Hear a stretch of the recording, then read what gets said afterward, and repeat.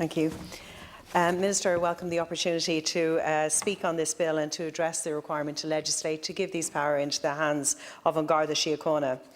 In this most unusual of times, it's important that we remember what the enemy is here. The enemy is the virus, not publicans, not the Gardaí, not the public, and not even the government in bringing in this legislation.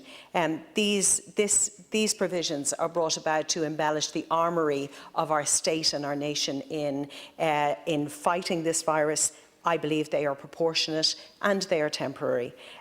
We have observed the bacchanalian scene of that one pub that was circulated on social media, and it was much to our surprise that there was an inability and an impotence in our ability to respond to that and the Gardaí's ability to respond to that. So I believe that this is a necessary provision to give us at this particular time. I welcome that there is this graduated sanction commensurate with the degree of carry-on that presents itself to the Gardaí and to which the Gardaí are required to respond. I sincerely hope that these powers will not require to be needed, but their very existence serve as a deterrent. I think we police by consent, and that should be, and to be successful as a nation, as we have been thus far, we need to continue to police by consent, and we need buy-in to the guidelines, as has been much said here. Should these powers be ever used, though, however, it is important that we highlight and we stress that it is for a very small, exceptional number of publicans who are not adhering to the requirements. And it is they and the members of the public who engage in activity in their premises that we need a sanction and that we need a response to. I welcome that they're temporary, and I hope that they don't need to be renewed or extended. My hope is that in having these powers in place, that it reinforces and supports and further gives impetus to the reopening of the pubs on the remaining pubs on the 21st.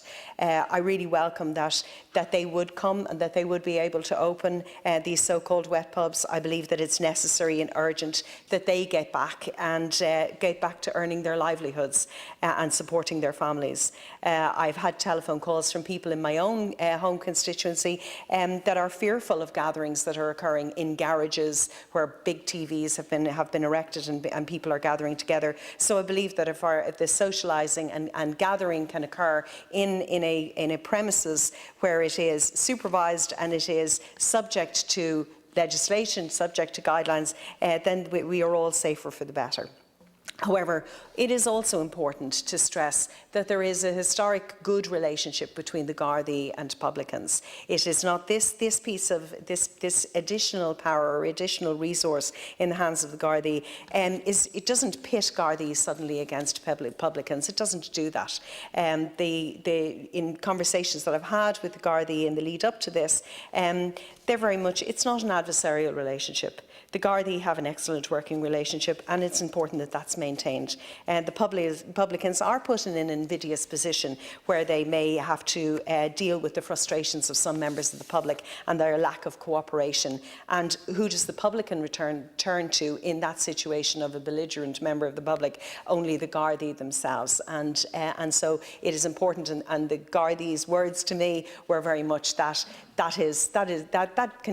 relationship of the Gardaí supporting publicans continues and isn't in any way undermined, affected or otherwise by this.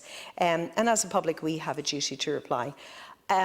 Wearing my other hat as an employment lawyer and someone who has been instructed by unions, I'd just like to address a little bit of Senator Gavin's comments. I too heard the reports on radio and the plight of the workers in the meat factories, and certainly it was harrowing, and there's no doubt about that. I completely agree with that. However, to say that there is nothing or that there is a need for emergency legislation on their behalf, I disagree with that. We do have an Unfair Dismissals Act that doesn't require the 12-month threshold of service in instances where somebody is threatened with dismissal for trade union membership, race, religion or otherwise. And wearing any of my previous hats, I would have relished the opportunity, and I have no doubt that there are groups that have stepped forward and solicitors that have stepped forward to assist in what is a horrible bullying situation, but that is isolated and there is no need for emergency legislation for that. but I welcome these measures and support them, Minister. Thank you. Thank you, Senator.